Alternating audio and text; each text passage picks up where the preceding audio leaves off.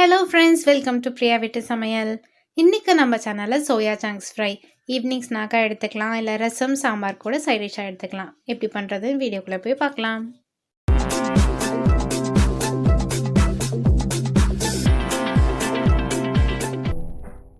ஒரு பாத்திரத்தில் தண்ணி ஊற்றி நல்லா கொதிக்க வச்சிடலாம். தண்ணி கொதி வந்ததுக்கப்புறமா ஸ்டவ்வை ஆஃப் பண்ணிவிட்டு சோயா சங்க்ஸை சேர்த்துக்கலாம். உங்களுக்கு எவ்வளோ அளவு வேணுமோ அவ்வளோ சேர்த்துக்கலாம். இதில் கொஞ்சமாக உப்பு சேர்த்துட்டு நல்லா கலந்ததுக்கப்புறமா 10 நிமிஷம் ஊற வச்சிடலாம். இப்போ ஒரு கடாயில் 2 டேபிள் ஸ்பூன் எண்ணெய் சேர்த்துக்கலாம். எண்ணெய் சூடானதும் 1/2 டீஸ்பூன் உளுத்தம்பருப்பு, 1/2 டீஸ்பூன் கடுகு, 1/2 டீஸ்பூன் சீரகம், கொஞ்சமாக கருவேப்பிலை, 2 பச்சை மிளகாய் இது எல்லாத்தையும் சேர்த்துட்டு நல்லா வதக்கிடலாம்.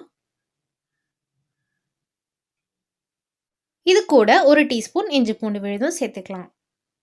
ஒரு மீடியம் சைஸ் வெங்காயத்தை பொடியாக நறுக்கி வச்சுருக்கேன். அதை இதில் சேர்த்துட்டு இது எல்லாத்தையும் நல்லா வதக்கிடலாம்.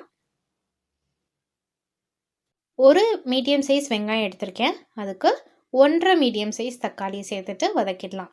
வெங்காயத்தை விட தக்காளி அதிகமாக இருக்கணும். இப்போ இதை நம்ம மூடி வச்சுட்டு 2 நிமிஷம் கழித்து பார்க்கலாம். 2 நிமிஷத்துக்கு அப்புறமா ஓப்பன் பண்ணி பார்க்கலாம். வெங்காயமும் தக்காளியும் நல்லா வதங்கியிருக்கு. அதை ஒரு வாட்டி வதக்கிட்டு மசாலா எல்லாத்தையும் சேர்த்துடலாம். 1/4 டீஸ்பூன் மஞ்சள் தூள், 1/2 டீஸ்பூன் மல்லித்தூள், 1 டேபிள் ஸ்பூன் மிளகாய் தூள், 1 டீஸ்பூன் கரம் மசாலா சேர்த்துட்டு இது நல்லா எண்ணெயில் வதக்கிடலாம். மசாலா எல்லாத்தையும் எண்ணெயில் வதக்கினதுக்கப்புறமா மசாலா கரியாமல் இருக்க கொஞ்சமாக தண்ணி சேர்த்துட்டு இதையும் வதக்கிடலாம். தேவையான அளவுக்கு உப்பு சேர்த்துட்டு வதக்கிடலாம்.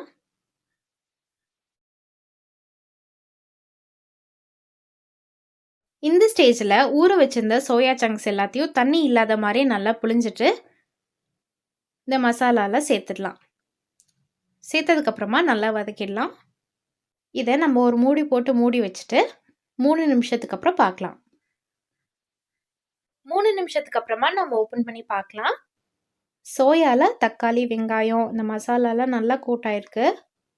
அதை ஒரு வாட்டி நல்லா கலந்துட்டு ஸ்டவ்வை ஆஃப் பண்ணிடலாம். இதை ஒரு பவுலுக்கு ட்ரான்ஸ்ஃபர் பண்ணிடலாம்.